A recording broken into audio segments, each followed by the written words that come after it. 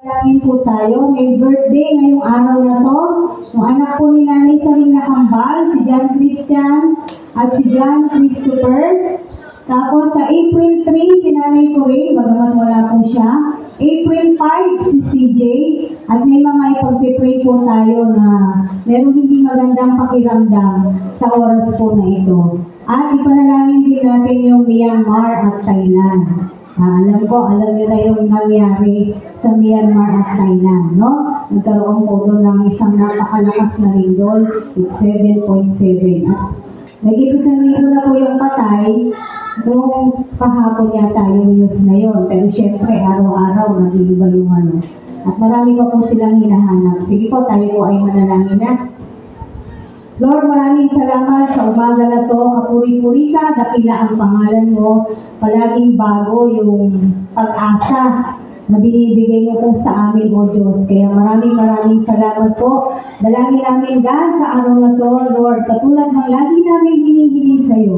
Pagharian mo kami, maging ang banal na spirito. Ikaw po yung mamuna sa amin. We welcome you in our midst right now. And there is nothing special in this church, in this place, kung hindi ikaw lamang. Wala kaming ibang itataas na pangalan dito, God, kundi ang pangalan mo lamang, Panginoong Jesus. Kaya dinadalangin namin sa iyo, Panginoon, ang kabuuan ng gawain, at dalangin namin sa iyo ang may birthday ngayon, ngayong araw na to, si Kambal, si John Christian at si John Christopher. Panginoon, Lord, dalangin namin na hipuin mo yung puso at kaisipan ng Kambal na to.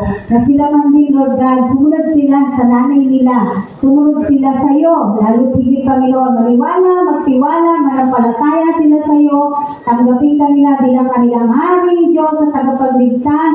Kung ano man po mayroong mga katigasan ng puso, kaisipan, Lord, ay hindi po namin ito pinahihintulutan sa pangalan mo, Panginoong Jesus. We pray, Lord God, pagpalain mo sila sa kanilang birthday, maging masaya po sila, pero ligtas.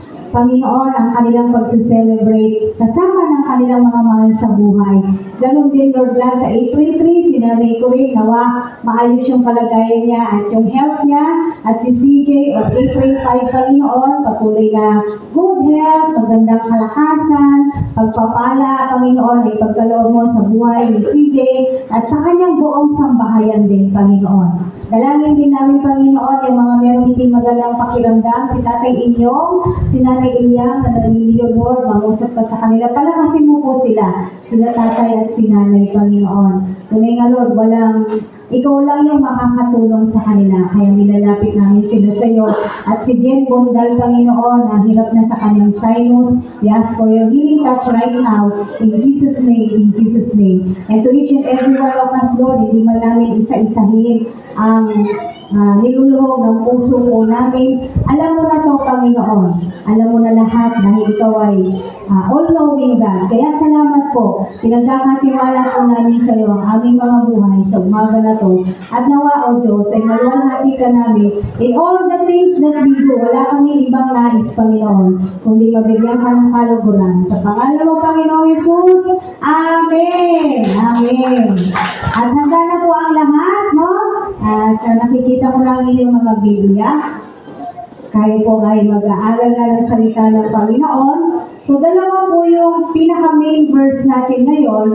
Ito po ay matatagpuan sa Acts or Gawa 4:12 at saka sa Mateo 25:31 hanggang 34. So, unahin po natin basahin muna yung Acts chapter 4 verse 12. Bago natin babasahin yung Matthew 25:31-34. Puntahan muna po natin yung Acts or Gawa 4:12. Yan. Ayan, dyan na po kayo. Amen. Gawa 4:12. Acts chapter 4 verse 12. Ayan, kung nakita na po natin, basahin po natin ng sabay-sabay. Sabi rito, kay Jesucristo lamang matatagpuan ang kaligtasan, sapagkat sa silong ng langit ang kanyang pangalan lamang ang ibinigay ng Diyos sa ikaliligtas ng tao. Ngayon, basahin naman po natin yung Mateo 25, Kabanata or Talata 31. Matthew chapter 25, verses 31 to 34 po. Basahin po natin. 31 to 30. Matthew 25, verses 31 to 34. Nakita na po natin? Yan. Ang paghuhukom. Opo, may subtitle dyan. Darating ang anak ng tao bilang hari, kasama ang lahat ng anghel at lulunglok sa kanyang maringal na trono. Sa panahong iyon, matitipon sa harapan niya sino? Ang lahat ng tao. Sila'y pagbubukod-bukodin niya, tulad ng ginagawa ng pastol sa mga tupa at mga kambing. Ilalagay niya sa kanyang kanan sino? Ang mga tupa. At sa kaliwa ang mga kambing. Verse 34. At sasabihin ng hari sa mga nasa kanan, halika kayo, mga pinagpala ng aking ama. Pumasok na kayo at manirahan sa kahariang inihanda para sa inyo mula pa na likhain ang sanlibutan. Pwede nyo na lang kung basahin yung kabuuan ng verse natin sa inyong mga tahanan. Dito na lang po tayo sa ating main verse. No? Pero pwede nyo pong basahin yung kabuuan ng Mateo 25. Amen. Lord, maraming salamat po sa pagbabasa ng iyong salita. Mangusap ka po sa amin at ipagkaloob mo ang kapahayagan na kung saan hindi lang namin ito basta mauunawaan, kundi tatanggapin at susundin sa araw-araw. Sa pangalan mo, Panginoong Jesus. Amen. So ang ating pong pag-uusapan ngayon ay pinamagatan natin mga bagay na darating at dapat nating paghandaan. Yan. May mga bagay po na darating sa buhay natin, whether we like it or not, itong mga bagay na to na nakasulat po sa Biblia ay darating. Kahit po ayaw natin, darating. Kahit po ayaw natin, mangyayari. Amen po? At doon, base po doon sa ating binasa, unang-una, ano yung mga bagay na darating? Or sino, no? Una, itong event na to, na alam na nating lahat, ay ang pagdating ng anak ng tao. Darating ang hari, darating si Jesus. Yung po yung katotohanan. Isa po ito sa mga bagay na darating. Na tulad nga lang sinasabi ko, kahit na minsan ayaw pa natin, pero kung darating na siya, wala po tayo magagawa. Bakit? Walang nakakaalam ng oras, ng araw, ng panahon, di walang clue kung kailan mo darating ang Panginoong Jesus. Sino si Jesus? Siya ang daan, ang katotohanan, at ang buhay. Ngayon ang tanong, handa ka na ba sa pagdating niya? Kasi ito po yung mga bagay na darating eh. Tanungin po natin yung ating mga sarili. Handa na ba ako sa pagdating ng Panginoong Jesus? Ligtas ka na ba? Ito po'y mahalaga po natin liniin sa ating mga sarili. No? Ligtas na nga ba ako? Kailangan tingnan natin yung sarili natin kung ligtas na po tayo. No? Masasabi ba natin sa Diyos na pag tayo po'y nakaharap na sa Diyos, na ginawa natin ang lahat ng Kanyang ipinapagawa? Magiging malakas po ba yung loob natin? And very confident tayo, katulad ni Pablo na sabihin sa Diyos, Panginoon, natapos ko lahat ng pinapagawa mo. Di ba si Pablo, nasabi niya po yan eh. No? Tayo po kaya, masasabi po natin yun, no? Na natapos natin yung kung ano man ang pinapagawa ng Diyos sa atin. Limi-limiin po natin itong mga katanungan na to. Una, handa ka na ba? Pangalawa, ligtas ka na ba? Pangatlo, masasabi mo ba sa Diyos na ikaw ay talagang sumunod at ginawa mo ang dapat mong gawin nung ikaw ay tinawag niya o nagsaya ka lang ng oras? So dito po natin makikita, no, na kailangan ng tao ang Diyos. Men need God. And not the other way around. Huwag natin babalik na rin. That God needs men. No. Ang Diyos ay Diyos. Nandyan ka, wala ka, Diyos siya. Nandito tayo, wala tayo, Diyos siya. Hindi magbabago yun. Magagawa, mangyayari ang mga bagay, gumawa man tayo o hindi, sa iglesia na to, may magagawa ang Diyos, tayo, wala. Amen. Tandaan po natin yan. Kailangan ng mga tao ang Diyos. Kailangan ng mga tao ang Diyos. Unang-una dahil hindi niya kayang iligtas ang kanyang sarili. Kaya yung ligtas sarili nyo? Di ba hindi? Tama po? Hindi natin kailanman kakayanin na iligtas ang ating mga sarili. Kaya nga doon sa unang verse natin, in Acts chapter 4, verse 12, sabi rito, kay Jesucristo lamang matatagpuan ang kaligtasan, sapagkat sa silong ng langit, kaninong pangalan na ang binigay ng Diyos? Kay Jesus lang ang kanyang pangalan lamang ang ibinigay ng Diyos sa ikaliligtas ng tao. Maliwanag po ito. There is no other way of salvation, only through Jesus Christ. Walang ibang daan, walang ibang kaparaanan, kung hindi sa Panginoong Jesus lamang ang kaligtasan. Kaya nga sabi niya sa John 14:6, I am the way, the truth, and the life. No one comes to the Father except through me. Amen. Maliwanag po yun. Wala rin ibang pangalan na ibinigay sa Biblia para sa ikaliligtas ng mga tao, kundi pangalan lang talaga ni Jesus Christ. Wala tayong maririnig dito o mababasa dito na sinasabi sa pangalan ni Pedro, sa pangalan ni Pablo, kahit kung magaling si Pablo, magaling ang mga apostol, hindi nila kailanman maliligtas ang tao. Only the name of Jesus Christ. Kaya nga, siguro nabuo yung pangalan no other name. Walang ibang pangalan na binigay sa silong ng langit, kundi ang pangalan ng Panginoong Jesus. Kaya wala tayong ibang tatawagin na pangalan, kung hindi ang pangalan ng ating Panginoong Jesus. And no other gods. Walang ibang Diyos na dapat mong tawagin para sa ikaliligtas mo, kung hindi ang Diyos na si Jesucristo. Maliwanag po yan. Walang ibang Diyos. Exodus 20 verse 3, you shall have no other gods before me. Wala kayong dapat ibang Diyos maliban sa akin. Bakit? Kasi tunay na Diyos na to eh. Maghahanap ka pa ba ng iba? No?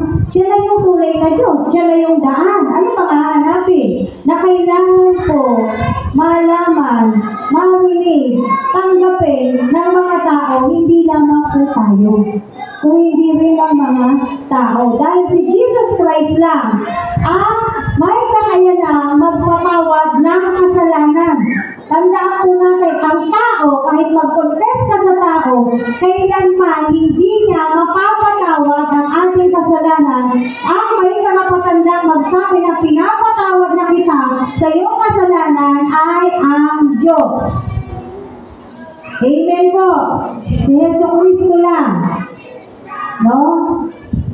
Ang pwede magbigay ng kapatawaran din ng kasalanan. Bakit natin ito i-reiterate? Bakit natin ito pinagbibigyan diin? Dahil marami pa rin mga tao ang hindi naniniwala na si Jesus ay Diyos. Na si Jesus ay propeta lamang. Na si Jesus ay tao lamang. Na si Jesus ay katumbas na lamang ng taong nakulong na. Alam niyo ba yun? Pinapantay niya na lang yung sarili niya kay Jesucristo. Hindi po totoo yun. Walang makapapantay kay Jesus.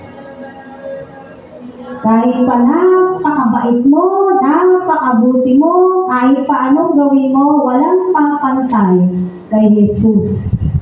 Wala rin makagagawa ng ginawa ni Jesus. Siya lang. Pwede magpapako, baka sabihin ng iba, bakit? Kung iba nagpapapako, tama, pwede naman magpapako eh. Pwede magpapako. Pero sila ba, wala silang kasalanan? Malinis ba yung mga nagpapapako na yon? Hindi. Yun yung pinupunto natin. Si Jesus, napako sa krus, malinis siya. Tandaan nyo ha, si Jesus napako yan sa krus, malinis yan. Wala siyang kasalanan. Pero naging kasalanan siya dahil sa atin. Para tayo ay iligtas. Para ang mga tao ay iligtas. Naiisip ko tuloy yung nangyari sa Myanmar at sa Thailand. Lord, 1,000 mahigit yung namatay. Kumilala na kaya yung karamihan doon? Tumanggap kaya sila sa'yo? Ligtas kaya sila? Di ba? Kaya nakikita nyo, pinagpe-pray natin yung bansa natin doon sa The Big One. Kasi dito, ang ano nila, hindi lang 7.7. 8, ano ba? 8 something yun eh. 8 point something. Yun po, yung naganap doon sa Myanmar, 7.7. Kaya nakita niyo yung building na ginagawa, bagsak lahat yun. No? Ngayon, ligtas kaya yung karamihan doon? Kumikilala kaya sila kay Jesus? Nakita niyo yung mga event? Sila ba alam nila mangyayari yun? No. Inaasahan ba nila na mangyayari yun? Hindi. Yun po yung kahalagahan na yung kasiguraduhan natin ng kaligtasan natin na dapat araw-araw tayo ay na kay Jesus. Why? We can never tell what will happen to us. Walang makapagsasabi, anong mangyayari, anong magagawa. Siyempre, ayaw natin maganap yun sa bansa natin, kaya nga pinag-pray natin eh. Tama po. Pero sinong makakaalam at sinong makapagsasabi? Ang bagyo, natitrace nila. Oh, may darating na bagyo. Nalalaman natin, tama? Ang nigdol, natitrace na lang nila pagkatapos. Kung gaano siya kalakas. Pero hindi nila natitrace yung pagdating nun. Amen po mga kapatid.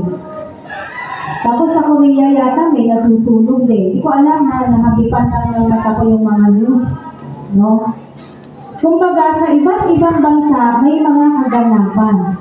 Kaya nga may mga bagay na darating po. Darating na hindi natin inaasahan. Pero kailangan nating paghandaan. Katulad po ng pagdating ng ating Panginoong Jesus.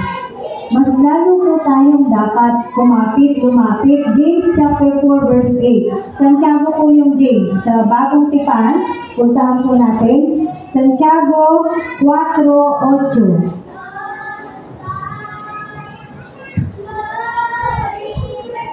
Ayan.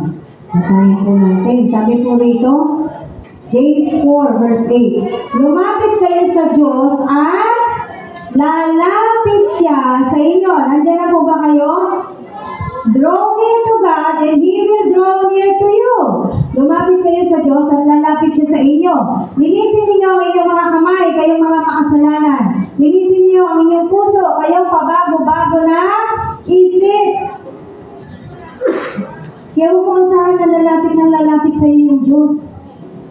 Huwag mo akalain na kasama mo yung Diyos. Kung hindi ka naman lumalapit sa Diyos, huwag kang masyadong malakas ang loob or confident dyan na sasabihin mo, ang Diyos ay nasa iyo. Kung hindi ka naman lumalapit o kung hindi lumalapit ang tao sa Diyos. Maliwanag na sinasabi rito, lumapit kayo sa Diyos at lalapit siya sa inyo. Amen? Kasi siya, nagawa niya na po lahat. Wala na nang gagawin ng Diyos. Nagawa niya na lahat, naibigay niya na lahat sa atin. Tayo po ang may kailangang gawin. Ang mga tao ang kailangang lumapit sa Diyos. Uulit-ulitin natin, ang mga tao, tayong mga tao, kailangan natin ang Diyos. Kailangan natin ang tagapagligtas. Kaya lumapit po tayo sa Kanya. At sa ating paglapit sa ating Diyos, linisin na natin yung ating mga kamay, linisin ang mga kasalanan. Dahil talaga naman karurumihan tayo araw-araw. Nagkakasala ang tao. No? Kaya sinasabi sa atin ang Biblia na tayo ay lumapit sa Diyos. Nang sa ganoon, ang Diyos ay lalapit sa atin. Amen. Sa pangalan ng Panginoong Hesus, tumawag po tayo sa kanyang pangalan. Romans 10:13. Nasahin po natin, bagong tipan din po yan. Romans chapter 10, verse 13. Ayan, nakita niyo na po. Sabi rito, sapagkat sinasabi sa kasulatan, maliligtas ang lahat ng tumatawag sa pangalan ng Panginoon. Yan, tumawag po tayo sa pangalan ng ating Panginoon. Pero huwag niyong ihiniwala yung sinasabi rin sa Mateo na hindi lahat ng tumatawag sa akin ng Panginoon ay maliligtas. Ano ibig sabihin nito? Nagko-contradict ba yung verses? Nagko-contradict ba yung sinasabi ng Diyos? Magkaiba ba yung sinasabi ng Diyos? Hindi po. Hindi. Yung sinasabi nito, maliligtas ang lahat ng tumatawag sa pangalan ng Panginoon kasi kilala naman ng Diyos kung sino yung tumatawag sa Kanya. Alam ng Diyos kung ang tumatawag sa Kanya ay tapat o hindi tapat. Kaya hindi po nagkakaroon ng contradiction yung sinasabi mismo ni Jesucristo. Maliwanag po? No, kasi baka gawing excuse to eh. Sabi rito, maliligtas ang lahat ng tumatawag sa pangalan ng Panginoong Jesus. Sabi doon sa Mateo, hindi lahat ng tumatawag sa akin ay maliligtas. Kaya po natin nililiwanag. Tiyakin mo na pag tumatawag ka, tapat ka. Amen. Yun yung maliligtas. Kasi alam naman ng Diyos kung sino tayo. Alam ng Diyos kung ano tayo. Alam ng Diyos kung ano yung mga ginagawa natin. Kaya nga, meron po yung pangalawa na darating sa buhay natin na kahit ayaw natin mangyayari, kaya nga nagkakaroon na paghuhukom. Yun po yung number 2. Mga bagay na darating na dapat nating paghandaan. Una, darating ang Panginoong Yesus, ang ating hari. No? Pangalawa, darating yung paghuhukom. Mateo 25. Puntahan po natin yung binasa po natin kanina. Matthew chapter 25. Doon na po tayo sa 32 hanggang 34. Ito po yung araw ng paghuhukom. Sa panahong iyon, matitipon sa harapan niya, sa harapan ng Diyos, ang lahat ng tao, tayo pong lahat. At anong gagawin niya? Sila'y pagbubukod-bukurin niya, tulad ng ginagawa ng pastol sa mga tupa at mga kambing. Ilalagay niya sa kanyang kanan ang mga tupa at sa kaliwa ang mga kambing. At sasabihin ng hari sa mga nasa kanan, "Hali kayo mga pinagpala ng aking ama, pumasok na kayo at manirahan sa kahariang inihanda para sa inyo mula pa nang likhain ang sanlibutan." Nakaredy na. Nakaredy na po yung kaharian ng Diyos. No? So ito po yung darating pa sa buhay natin na dapat nating paghandaan, yung paghuhukom. Uulitin natin yung tanong, handa na ba tayo? Once na tayo po ay hukuman na ng Diyos, handa na po ba tayo? Ayan. Kasi ang Diyos mismo ang magbubukod-bukod. Hihiwalay niya yung tupa sa kambing.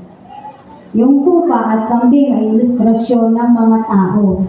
Yung tupa ay yung kanyang mga tunay na anak.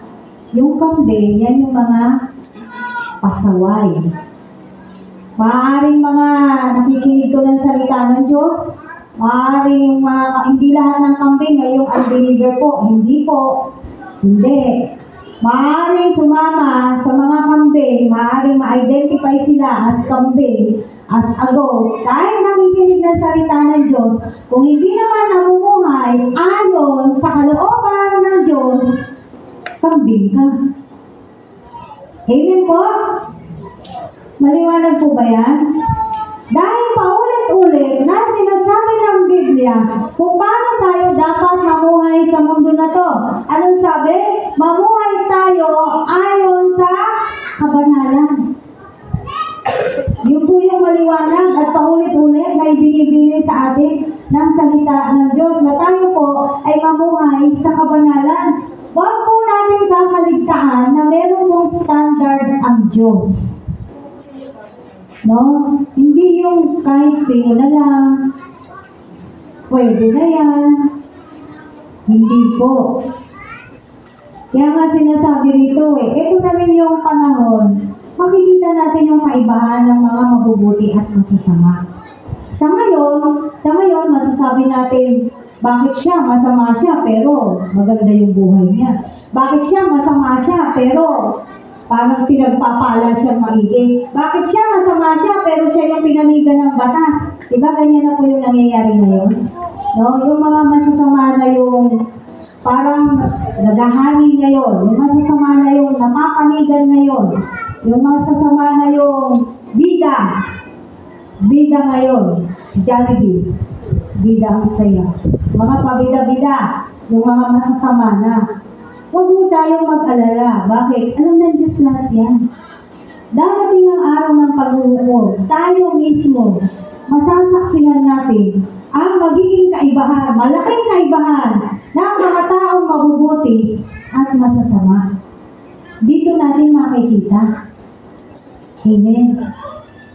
Kasi ihihiwalay. Sabi ng Diyos, pag bubukod-bukurin niya, tulad ng ginagawa ng pastol. Yung tupa sa kanyang kanan at ang kambing sa kanyang kaliwa. Kaya inuulit ko, yung kambing, nakakarinig din ng salita ng Diyos yan. Pero ano yung mas inaano ng kambing? Masuwain kasi po yung kambing. Masuwain, mareklamo, yan po ang mga characteristics ng kambing. Kaya ganyan inihahan tulad ng Biblia ang mga tao pagdating sa spiritual. Yung tupa napakabait, kinakatay na wala pa rin binabalatan na tinatanggalan na ng kanilang mga fur, napakabait, walang kainit-init. Kaya ganun ang ilustrasyon ng Diyos sa mga tao. Kaya huwag tayong mag-alala kung sa ngayon, sa tingin natin, nangingibabaw, naghahari, nangunguna, yung mga masasama, okay lang po yan. Darating ang araw, makikita po natin yung kaibahan ng mabuti at masama. Kasi baka mamaya isipin nyo, magpakasama na lang din ako. Total naman, ang binibless naman ngayon ay yung masasama. Di ba? Baka mamaya maging kaisipan ng tao yung ganyan. Gawin mo na lang din po. Siya ginagawa niya o nabibless siya na magyumayaman siya o maayos yung buhay niya. Gawin mo na lang din to. Hindi po. Let us always remember that God sees everything and God knows everything. And according to the song that we have sung a while ago, ang sabi doon, siya yung alam kung saan tayo patutungo. Kahit ngayon, alam ng Diyos kung saan tayo patutungo. Alam din ng Diyos kung saan kanya ilalagay, sa kanan o sa kaliwa. Ang problema lang, hindi natin siya matatanong.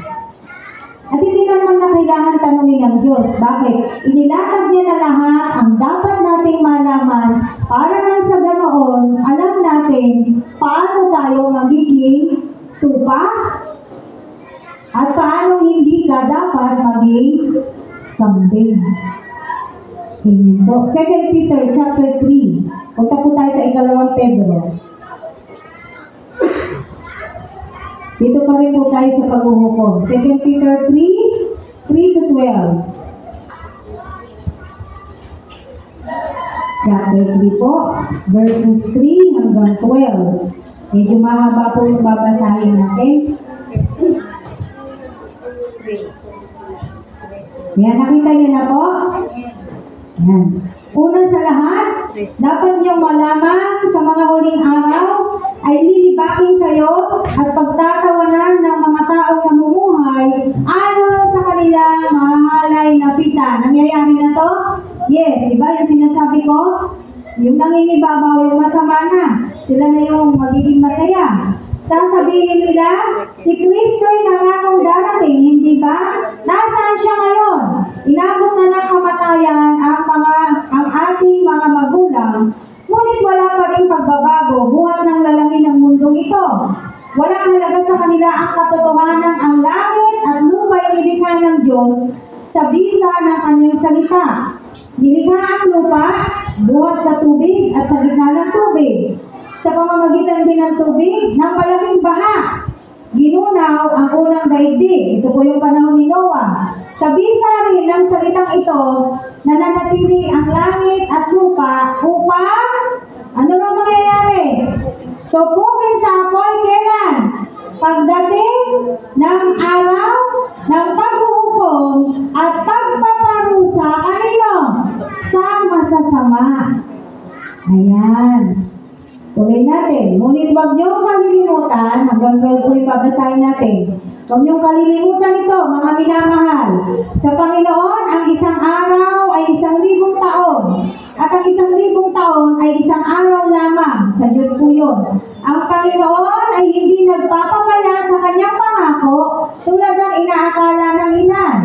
Hindi pa niya tinutupad ang pangako iyon alang-alang sa inyo. Binibigyan niya ng pagkakataon ang lahat na makapagsisi at nagbalik loob sa Diyos sapagkat hindi niya nais na kayo'y mapahamak. Amen? Nakita po natin to, no? Darating pa rin yung araw ng paghuhukom. Kaya nga, ito po yung pinag-aaralan natin. Mga bagay na darating na dapat natin paghandaan. At makikita po natin dito, natutupukin sa apoy. Pagdating nitong langit at lupa ay matutupok sa apoy. No? At parurusahan ang lahat ng masasama. Hindi po sa akin galing to, galing po siya sa Biblia. No? Verse 10, ngunit ang araw ng Panginoon ay darating na tulad ng isang magnanakaw. Sa araw na yaon, ang kalangitan ay biglang mamamarang na may nakapangingilabot na ugong. Matutupok ang araw, buwan at mga bituin, at ang lahat sa lupa ay malalantad. Yamang ganito ang magiging wakas ng lahat ng bagay. Matatapos po ang lahat ng bagay. Ano sabi ng Biblia? Italaga na ninyo sa Kanya ang inyong sarili at mamuhay ng ayon sa Kanyang kalooban. Samantalang hinihintay ninyo ang araw ng Diyos. Magsikap kayong mabuti upang madali ang pagdating ng araw na iyon. Araw ng pagkatupok ng kalangitan at pagkatunaw sa matinding init ng mga bagay na naroon. Amen. Maliwanag, nakita po natin ito. Darating at darating itong mga event na to. Kailan hindi natin alam, sinabi na nga dyan, no, ang araw ng Panginoon ay darating ng tulad ng isang magnanakaw. Ang magnanakaw, kapag magnanakaw yan, hindi magsasabi, ay nalang Emma, sa Lunes, nanakawan kita ha. Wala namang magnanakaw na gano'n, di ba? Nasasabihin pa niya, ganitong oras ako papalit ng bahay mo, Nanay Emma. Hindi natin alam. Kaya, ganoon din po, inilarawan at kinumpara ang pagdating ng araw ng Panginoon, hindi natin alam. Pero anong sabi nito? Anong binibili sa atin? Mamuhay ng ayon sa Kanyang kalooban, italaga na ang sarili habang hinihintay ang araw na yun. Kasi, mangyayari at mangyayari ang araw na ito. Walang pong makakapigil nitong mga darating na event na to sa mundo. Walang makakapigil po nito. Kahit sino, wala. Kaya yung iba, sinasabi nila, tagal na yan, bata pa lang ako, naririnig ko na, darating na ang Diyos. Darating na ang Diyos, darating na ang Diyos. Yung iba, marami na po ang mga namamatay. Wala pa rin daw yung Diyos. Kaya ngayon, hindi na sila naniniwala. Nililibak na nila yung mga nagsasabi na darating ang Diyos. Pero totoo, darating ang Diyos. Yun yung katotohanan. Darating at darating siya. Balik-balikan mo. Pagdating niya, handa ka na ba? Pagdating niya, ligtas ka ba? Kaya nga sabi sa verse 11 yamang ganito ang magiging wakas ng lahat ng bagay, italaga na ninyo sa Kanya ang inyong sarili at mamuhay ng ayon sa Kanyang kalooban. Mga kapatid, seryosohin po natin dito. Kasi totoo po itong mangyayari. Huwag po natin hayaan na mapakinggan ng isang tenga mo tapos sa kabila, pinabayaan mo lang. Na ikaw na rin yung tao na lagi naman niya tinuturo, darating ang Diyos. Hindi pa darating ang Diyos. Kaya ginagawa mo kung anong gusto mo. Ginagawa mo kung anong maniligan ng laman mo. Hindi ka namumuhay ayon sa kalooban ng Diyos. Bakit? Kasi ang kaisipan mo, wala pa, hindi pa darating ang Diyos. Whether dumating na siya o hindi pa, anong sabi sa atin? Italaga na po natin. ang ating buhay sa ating Diyos. Kasi nga, darating ang araw, malalaman na natin yung magiging kaibahan at patutunguhan ng mga mabubuti sa masasama. Amen. E di doon na po tayo doon sa pagsunod sa kalooban ng Diyos, pagtatalaga ng ating sarili sa ating tagapagligtas. Kanino mo gusto italaga yung sarili mo? Sa kaaway niya? Sa demonyo? Kanino natin gustong ihalay ang ating sarili? Minsan, wala naman kasi magsasabi ng ganito iaalay ko ang aking buhay sa demonyo. Literally, hindi nila yan sasabihin. Pero yung ginagawa nila, doon yun yung sinasabi ng ginagawa nila. Bakit? Ang ginagawa nila ay yung gusto ng kanilang laman. Ang sinusunod nila ay kung ano yung makasisiya sa kanyang sarili. Ang sinusunod ay ang kanyang sarili. Ang hari na kanyang buhay ay ang kanyang sarili pa rin. Pero sinasabi niya, ang Diyos niya ay Diyos.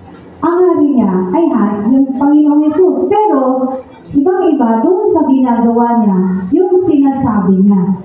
Nakuha po natin to. Hindi natin maluloko yung Diyos.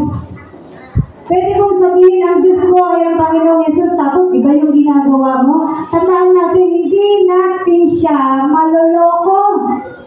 We cannot mock God. At dapat na hindi natin gagawin yun. Baka tumumba ka na lang dyan. Yung mga nang hamak sa Diyos. Kilala niyo sila? Si John Lennon. Ano nangyari sa kanya? Di ba namatay? No? Kasi sabi, hindi ako naniniwala sa Diyos. Kung kilala niyo po si John Lennon. Hindi ako naniniwala sa Diyos. Hinahamak niya yung Diyos. Nilaliit niya yung Diyos.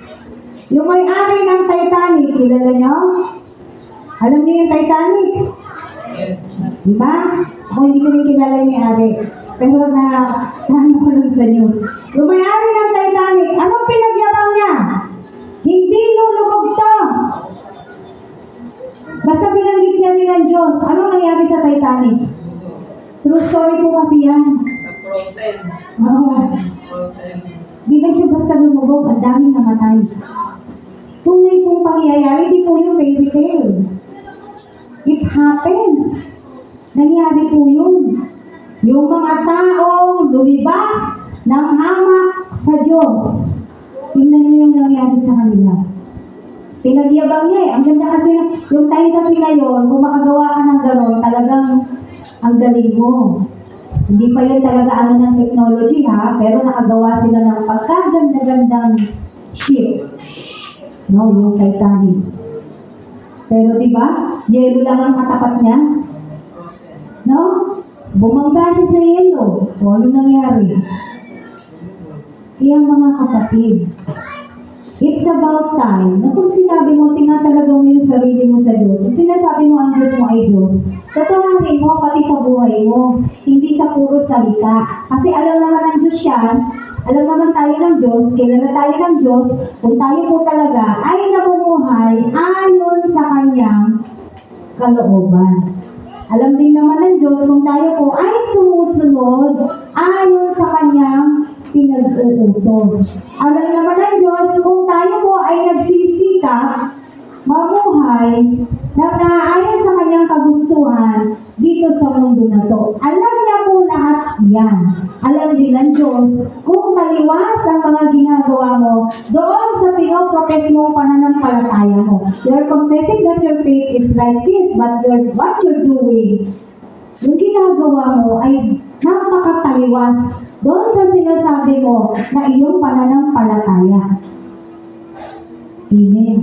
It's about time na medyo baguhin na po natin. Ayusin na po natin. Kasi may mga bagay na darating na dapat natin paghandaan. At may mga bagay na darating na hindi po natin inaasahan. Amen. No? At darating, uulitin natin, sa ayaw at sa hindi natin, darating ang araw ng paghuhukom. Sa ayaw at sa gusto natin, darating ang wakas ng lahat ng bagay. Sa ayaw at sa gusto natin, matutupo ang langit at ang lupa. Dahil sinabi yun ng salita ng Diyos. Anong sabi niya sa Isaiah? Hindi babalik sa akin ang mga salita ko na hindi yan nagaganap. Dahil hindi po sinungaling ang Diyos. Kung anong sinabi niya, magaganap. Amen. Kaya darating ang paghuhukom. Pangatlo, darating ang bagong langit at bagong lupa. Doon pa rin po tayo sa 2 Pedro 3:13. Basahin po natin. Ngunit ayon sa pangako ng Diyos, naghihintay tayo ng mga bagong langit at ng bagong lupa na pinag-aharian ng katarungan. Ayan. Isang magandang paghihintay na darating sa lahat na makakasama, sa lahat na mapupunta sa kanan ng Diyos, sa lahat na maihiwalay ng Diyos na kanyang mga tupa. Ito ang hinihintay, ang bagong langit at bagong lupa. Kung paano to, hindi ko rin alam. Pero ang sigurado, ang mga naligtas, ang mga maliligtas, sila yung nandito sa bagong langit at bagong lupa. Amen? Yun yung sigurado doon. So darating din po ang bagay na yan. Mababasa natin sa pahayag, magkakaroon talaga ng bagong langit at bagong lupa. Hindi lang po dito sa 2 Pedro. Amen? So ito yung mga bagay na magaganap. Ito yung mga bagay na darating po sa ating lahat na mga tao na dapat po nating paghandaan. 2 Peter 3:18. Hindi na po tayo lalayo sa 2 Pedro. 3:18. Ayon po dito sa 2 Pedro 3:18. Ayon sa kagandahang loob ng Diyos, magpatuloy kayo sa paglago sa kabutihan at sa pagkakilala sa ating Panginoon at tagapagligtas na sino? Si Jesucristo. Sa Kanya ang kapurihan ngayon at magpakailanman. Amen. Amen. Anong sabi? Ayon sa kagandahang loob ng Diyos, magpatuloy kayo sa paglago sa kabutihan at sa pagkakilala sa ating Panginoon at tagapagligtas. Kilala mo na ba talaga si Jesus? Kilala mo na ba talaga ang Diyos? No? Hindi yung kilala na kilala sa pangalan. Hindi yung kilala na kilala sa character. Nababanggitin mo na naman sa salita. Pero hindi, yung pagkakilala mo ay hindi naman nakikita sa buhay mo. Ang sinasabi rito, magpatuloy tayo sa paglabog sa kabutihan at sa pagkakilala. Habang kinikilala po natin ang Diyos, ang isang tao, ang isang mananampalataya, habang kinikilala niya ang Diyos, natututo siyang sumunod at manampalataya sa Diyos. Amen? Kumbaga, magpapatuloy ka sa paglago, magpapatuloy ka sa pagkakilala sa ating tagapagligtas, magpapatuloy ka sa pagkilala sa ating Panginoong Yesus, no? At doon po papasok, doon tayo magkakaroon ng ating pananampalataya, doon tayo magkakaroon ng pagnanais sa ating puso na masunod natin ang kalooban ng Diyos. Minsan, kahit mahirap gawin, nagagawa na natin. Bakit? Dahil po yun sa Diyos. Amen. Kaya kung ano pa po yung ginagawa natin, ayon sa Diyos, ipagpatuloy lamang po natin. Mga kapatid, huwag na tayo magsayang ng oras. Huwag na tayo magsayang ng panahon. Gumawa tayo ng gumawa para tayo po ay lumago. Kasi naiisip niyo ba yung spiritual niyo? Kino-consider niyo ba yung spiritual na buhay niyo? Pag wala kayo sa church, naiisip niyo ba yung spiritual na buhay niyo? Yung aspeto ng spiritual na buhay? Pag wala po dito sa iglesia, ano ang pinagkakaabalahan natin? Yes, nagtatrabaho tayo, pero hindi po tayo nawawala doon sa katotohanan na tayo po ay mga anak ng Diyos. Na dapat ginagawa ang ganito, dapat namumuhay ng ayos sa kalooban ng Diyos. Tinatalikuran na kung ano ang ayaw ng Diyos. Alam naman na po natin kung anong ayaw ng Diyos, tama?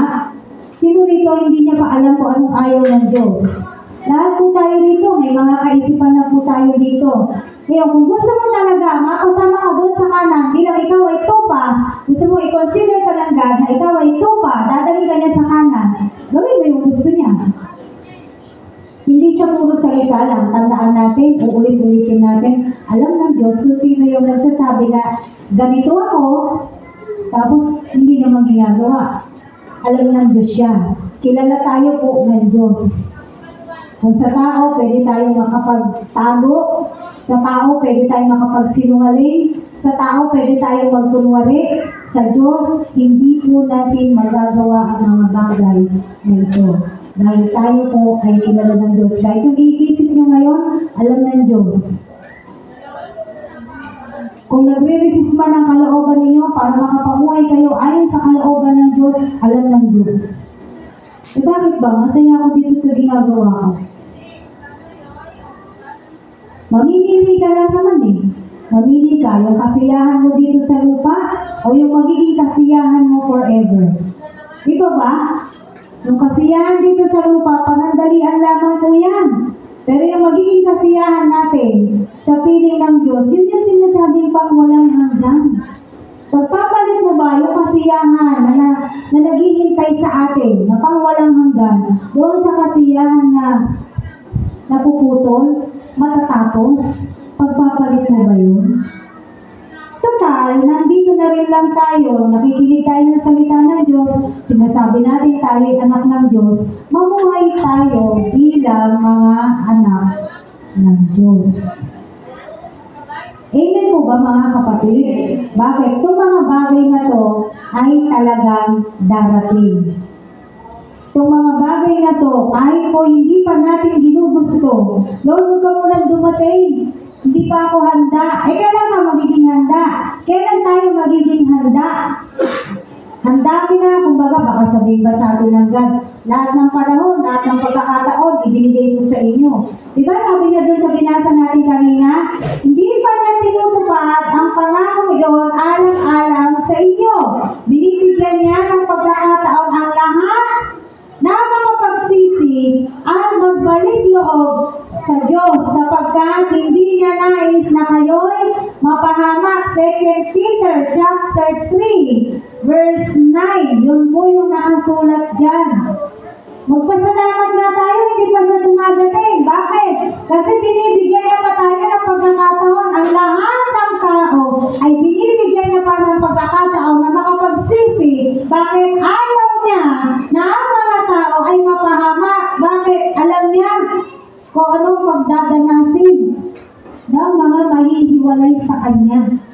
Yun yung masakit po dun eh. Yung mahiwalay ka sa Diyos. Amen po. Masakit na yung masusunog ka ng buhay, masusunog ka ng walang hanggan. Masakit pa yung katotohanan na wala na doon ang Diyos, hindi mo na makakasama ang Diyos, hindi mo na matatawag ang Diyos, hindi mo na makakapiling ang Diyos. Yun ang pinakamasakit because that will be forever. Pang walang hanggan na po yan. Pero darating yun. Yung mga bagay na yun ay darating. Desisyon ng Diyos, hindi. Desisyon nyo. Desisyon ko. Kung ikaw man ay galing ng Diyos sa kanyang kanan, salamat. Kasi sumunod tayo. Kung mapupunta ka sa kaliwa, hindi kasalanan ng Diyos yan. Kapilian at desisyon ng tao yan. Kasi sabi nga rito, ayaw ng Diyos na kayo'y mapahamak. Kaya nga hindi pa siya dumadating. Kung tutusin, pwede naman. Any moment, anytime, any day, kaya niya nang gawin to. Kasi Diyos siya eh. Tama po ba? Diyos siya, kung anong gusto niyang gawin, pwede. Kung gusto niya nang dumating, pwede. Pero sabi nga dito sa binasa natin, binibigyan niya pa ng pagkakataon ang lahat na makapagsisi para hindi mapahamak. Kasi ayaw talaga. Kumbaga nga, napako na nga siya sa krus eh. Namatay na siya doon. Para hindi na nga tayo mapahama. Ngayon, yung tao na lang talaga. Tayo na lang talaga mga tao.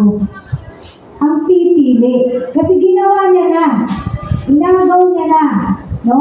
Inalis niya na sa atin ang kapahamakan na yan. Tayo na lang talagang mga tao ang magdidesisyon. Saan ka mapupunta pag nagbukod-bukod na si God? Sa kanan niya o sa kaliwa? Saan ako mapupunta? Sa kanan niya o sa kaliwa? Siyempre lahat tayo gusto natin sa kanan. Tama? Wala namang may gusto rito pumunta siya sa kaliwa ng Diyos. Ganyan naman po ang tao. Walang gusto, hindi niya gusto mapahamak siya. Tama? Hindi niya gusto nadanasin niya yung ano bang mangyayari o dadanasin ng mga tao mapupunta sa dagat-dagat ng apoy. Pero, ayaw naman sumunod sa Diyos. Ayaw naman mamuhay, ayaw sa kalooban ng Diyos. Hindi mapaglabanan ang nais ng laman, hindi mapaglabanan ng tukso, hindi mapaglabanan kung ano ang takbo ng mundo na to, hindi mapaglabanan. Tama ko ba? Gusto maligtas. Pero ayaw gumawa para sa Diyos. Nakikita niyo po ba yun? No? Marami pong mga tao ganyan. Gusto na maligtasan pagdating ng araw, pero ayaw sumunod. Ayaw sumunod sa Diyos. Ngayon, tayo po mga nakakarinig ng salita niya, alam na po natin itong katotohanan na to. Anong gagawin natin? Sabi dun sa 2 Peter chapter 3 verse 18. Ano dapat natin gawin? Habang hinihintay po natin ang pagwawakas, ulitin nga po natin, anong sabi? Ayon sa kagandahang loob ng Diyos, magpatuloy kayo sa paglago sa kabutihan at sa pagkakilala sa ating Panginoon at tagapagligtas na si Jesucristo. Kapatid, magpatuloy ka lang. Dahil sa iyong pagpapatuloy, sa ating pong pagpapatuloy, doon po tayo lalago. Hindi ka lalago ng every Sunday lang.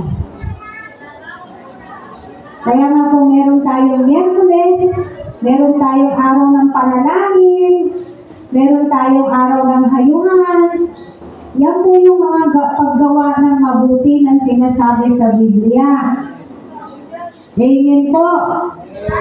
Yun po yung sinasabi na paggawa ng mabuti. Ito yung sinasabi na magpatuloy kayo sa paglago sa kabutihan. Na tayo po ay nagsusumikap at palaging uhaw sa salita ng Diyos. Palaging uhaw sa gawain ng Diyos. Bakit? Kasi ito na yung buhay natin. Tinawag tayo ng Diyos para sa ganitong uri ng buhay. Na ito yung gagawin natin. Mateo 28:19-20. Humayo kayo at gawin niyong alagad ko ang lahat ng bansa.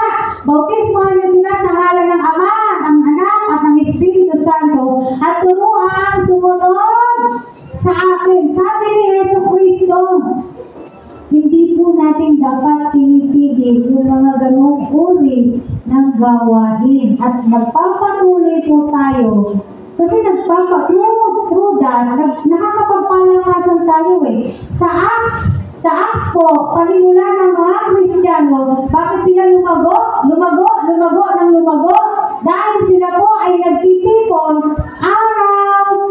araw. Dito, tingnan mo. Subukan natin. Kung hindi darating, 1, 2,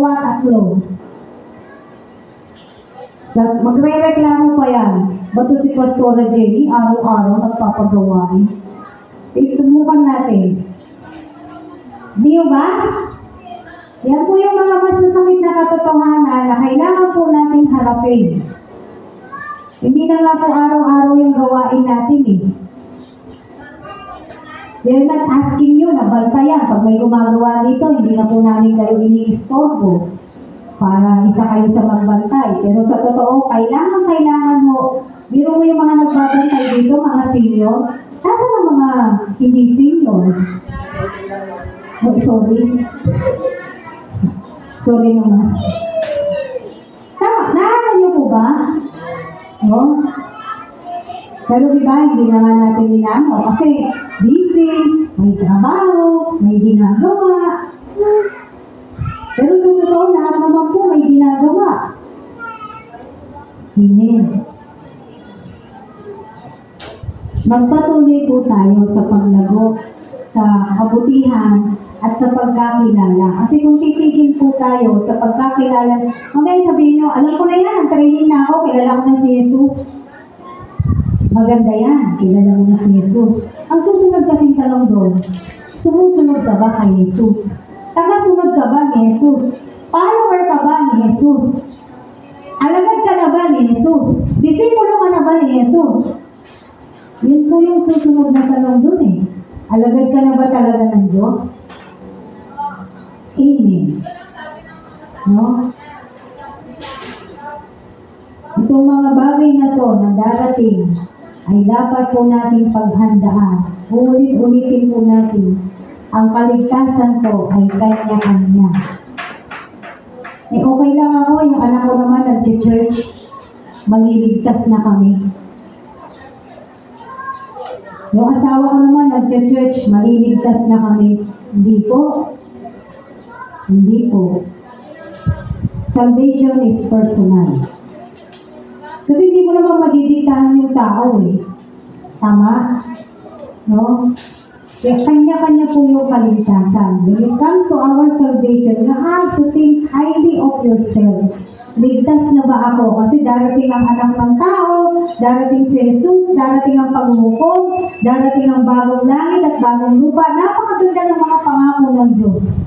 Kasama ba ako doon? Kapag nangyari na yan, pagdating ng mga bagay na yan, o saan ako mapupunta? Amen. Katulad na ng mga nangyayari na po sa kapaligiran nating mga bansa, hindi naman nila yan inaasahan, pero nangyari. Sa isang kidlat, 1,000 mahigit na yung patay, marami yung nawawala, hanggang ngayon, nagre-rescue pa rin sila. No? Kumbaga, hindi naman sinasabing dadanasin po natin yan. Siyempre, ayaw natin. Ang gusto natin sabihin dito, handa ka na ba? Handa ka ba? Ligtas ka ba talaga? Amen? Kasi madaling sabihin na ang Diyos ko ay si Jesus. Pero hindi na ginagawa at sinusunod yung kalooban ng Diyos. Yun po yung mahirap doon. Madali naman talaga magsalita na si Jesus ay Diyos, si Jesus ang Diyos ko. Na ako ay ligtas na kasi tumanggap na ako sa Diyos. Pero ginagawa mo ba yung kalooban ng Diyos? Tandaan po natin, yung salvation natin, meron niyang kakumpletuhan. Meron din po yung ebidensya. Yung mga nag-training, di ba? There is an evidence of salvation. Nasa iyo ba yung mga ebidensya na ikaw nga ay isang tao na naligtas? Tatanungin mo yung sarili mo, walang ibang makakasagot yan eh, kung hindi ikaw. Ngayon, kung sasabihin mo, wala pa, anong gagawin mo? Magpapatuloy ka ba doon sa dati mong ginagawa? Magpapatuloy ka sa kasamaan? Magpapatuloy ka sa kasalanan? Magpapatuloy ka sa pagpapasaya ng iyong laman? O the other way around, babaguhin mo na yung sistema ng buhay mo. Gugustuhin mo na na sumunod sa Diyos. Kasi kailan pa po natin ito gagawin? Amen? Kailan pa natin ito iisipin? Na darating pala yung mga bagay na to. Any moment, dumating man ng Diyos, ang magandang balita, kung ikaw ay sumusunod sa Kanyang kalooban, mamuhay ka ayon sa Kanyang kalooban, ligtas ka. Ligtas po tayo. Amen. Hindi po siya once saved, always saved. Ang Diyos, hindi niya binabawi yung salvation. Pero tandaan po natin, nabubura ang pangalan ng tao sa aklat ng buhay. Bakit? Nasa tao na kung bakit nabubura ang pangalan niya sa aklat ng buhay. Kasi sabi sa pahayag, di ba? Saan nga ba makikita yun? Mapalad ang mga taong ang pangalan nila ay nakasulat sa aklat ng buhay. Ito, Revelations chapter 20, verse 15. Pahayag 20:15. Basahin po ninyo. Hindi po tayo nagtatakutan dito. Kung hindi, sinasabi po natin ang katotohanan para nang sa ganon, wala na po tayong maibubutas na, ay, hindi ko narinig yung katuruan na yan. Alam na po natin. Revelation chapter 20 verse 15. Itinapon sa lawang apoy ang sino mang hindi nakasulat ang pangalan sa aklat ng buhay. Diba? Nakita po natin to. Kung wala yung pangalan mo sa aklat ng buhay, mawawala yung pangalan mo sa aklat ng buhay, tatapon ka sa lawang apoy. Kaya yung mga nagsasabing hindi totoo ang impyerno, sila po ay nagsasabi ng kasinungalingan. Dahil ilang beses binanggit sa Biblia na meron pong dagat-dagatang apoy, lawang apoy, pangalawang kamatayan, ang dami pong makikita at mababasa sa Biblia ng katunayan ng meron talagang impyerno. Amen? So, maliwanag po na sinasabi rito.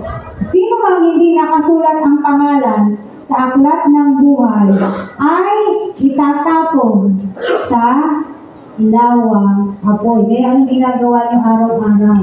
Anong ginagawa natin araw-araw? Paano tayo nabubuhay araw-araw? Nagiging anak ka lang ba ng Diyos kapag kalinggo? Pag hindi na linggo, hindi ka na anak ng Diyos. Alam ba natin, hindi alam ng Diyos yan? Alam ng Diyos ang lahat. Hindi ko man alam, pero alam ng Diyos. Yun ang mahalaga po doon. Amen? Nabubuhay ka ba ng sumusunod sa kalooban ng Diyos? Alam ng Diyos siya. Alam niya lahat. Kaya ngayon, kahit ngayon, mahuhusgahan niya tayo kung tayo ay dadali niya sa kanyang kanan o sa kanyang kaliwa. Mga kapatid, huwag na po natin sayangin yung pagkakataon na binibigay sa atin ng Diyos, yung panahon na binibigay sa atin ng Diyos. May panahon pa tayo magsisi, may panahon pa po tayo tumalikod sa ating mga kasamahan, may panahon pa po tayo magbago. Habang may panahon pa, gawin na po natin kung anong ninanais ng Diyos. Bakit? Darating ang mga bagay na to, dapat po tayo maging handa. Tayo po lahat ay tumayo. Hallelujah.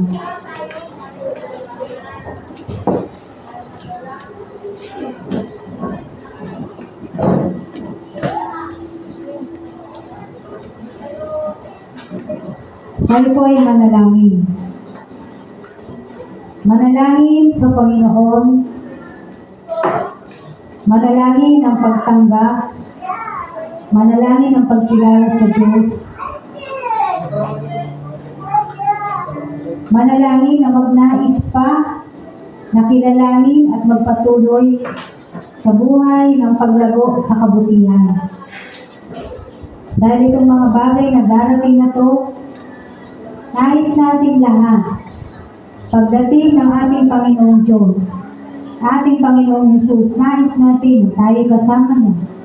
Pagdating ng araw ng paghuhukom, nais natin na tayo ay dalhin niya sa kanyang kanan. Pagdating ng bagong langit at bagong lupa, nais natin na kasama tayo doon sa bagong langit at bagong lupa niya. Hallelujah. Kapatid, alam ko matagal ka nang tumanggap sa ating Panginoong Jesus. O yung iba hindi pa tumatanggap sa Panginoong Jesus. Nayayahan ko po, yung may nais na manalangin ng pagtanggap sa ating Diyos na buhay. Yung mga nagnanais na pagharian sila ng Diyos. Yung mga nagnanais na makasunod sa Diyos. Yung mga nagnanais na tumalikod sa lahat ng mga kasamaan, kalikuan, kasalanan. Manalangin po tayo sa ating Diyos. Huwag mo intindihin yung katabi mo, di ka maliligtas niyan. Huwag mo siya tingnan kung nagpe-pray ba siya o hindi. Kabayaan po natin. Kanya-kanya mong desisyon ito. You decide for yourself. Ikaw ang magdidesisyon sa sarili mo. Dahil kaligtasan po natin ang nakasalanan sa bagay na bawat ginagawa natin iniisip po natin ang ating kaligtasan. Hallelujah. Sa lahat ng mga nagnanais na tumanggap sa Panginoong Hesus, o muling tumanggap at muling pagharian ng Diyos, kayo po ay inayanyahan ko na manalangin. Ulitin niyo po yung panalangin ko nang naririnig ninyo ang inyong mga tinig. Kayo, naririnig ninyo yung sarili ninyo. Hindi na kinakailangan sumigaw. Kung hindi, naririnig mo lang ang sarili mong tinig. Hallelujah. Sa lahat po na nagnanais, ay sumunod po kayo sa panalangin. You repeat after me. Hallelujah. Panginoong Hesus, sa umaga na to, ako'y nagpapasalamat sa iyo. Sa mga salitang narinig ko, marami dito alam ko na. O marami dito hindi ko pa alam. Pero ganun pa man. Salamat at ipinaalam mo sa amin ang katotohanan. Panginoong Hesus, nais kitang tanggapin sa aking buhay bilang aking hari, Diyos at tagapagligtas. Nais kitang kilalanin bilang aking tagapagligtas. Nais kitang sundin para nang sa ganon ang mga pangako mo na darating ay makasama mo ako. Patawarin mo ako, O Diyos, sa lahat ng aking kasalanan, sa lahat ng aking kasamahan. Linisin mo po ako. Simulan sa araw na to, tulungan mo ako na mapagtagumpayan ang aking espiritu. Sa tulong mo, ang nais ng aking laman. Nawa, O Diyos, araw-araw, managumpay ka sa aking buhay. Araw-araw, magdesisyon ako na piliin ka kaysa doon sa isa. Salamat, Panginoon. Ikaw na po ang maghari at manahan sa aking puso at sa aking buhay simula sa araw na to. Amen. Lahat po ng nanalangin, huminga kayo ng malalim 3 beses. Hallelujah. Papanalangin ko po kayo. Panginoon, marami pong salamat. Lord, kung kilala ko sila, mas kilala mo sila. And you know us all. Alam mo, kilala mo kaming lahat. And we cannot keep secrets from you, Lord God. Dahil alam mo yung pamumuhay namin, araw-araw. Alam mo paano kami, anong klaseng tao kami, paano kami nabubuhay araw-araw. Alam mo rin kung sumusunod kami sa iyo. Alam mo kung gumagampal kami ayon sa iyong kalooban. Alam mo kung namumuhay kami ayon sa iyong standard, Lord God. Alam mo lahat to. Alam mo lahat. And Lord, sa puntong ito natatakot kami. Kasi alam mo lahat. Pero itong pagkatakot na to, naniniwala kami, papalitan mo to, Panginoon. Papalitan mo to ng pagmamahal. Papalitan mo to ng pagtanggap. Papalitan mo to ng pagtunawa. Papalitan mo to ng pagyakap. Papalitan mo to ng pagpapatawad. Maraming salamat, O Diyos. Sinabi mo nga sa iyong salita sa araw na to, na kaya hindi ka pa dumadating kasi pinipigyan mo pa ng pagkakataon ang lahat ng mga tao para makapagsisi pa at lumapit sa iyo. God, salamat sa pagkakataon. Salamat, O Diyos. Itong mga bagay na darating na to, kahit matamin o hindi, O God. Nawa, maging handa kami at higit sa lahat, O Diyos. Doon mo kami dadalhin sa kanan at makasulat ang aming pangalan sa aklat ng buhay. Kaya God, hinihiling namin araw-araw ng aming buhay. Makapamuhay po kami ayon sa iyong kalooban. Araw-araw ilayo mo kami sa plano't galaw ng kaawan. Araw-araw, Panginoon, managumpay kami sa tukso. Araw-araw, Panginoon, managumpay kami, Panginoon, sa kung ano ang gusto ng laman namin. Yun ay hindi namin magawa. Yun ay hindi namin masunod.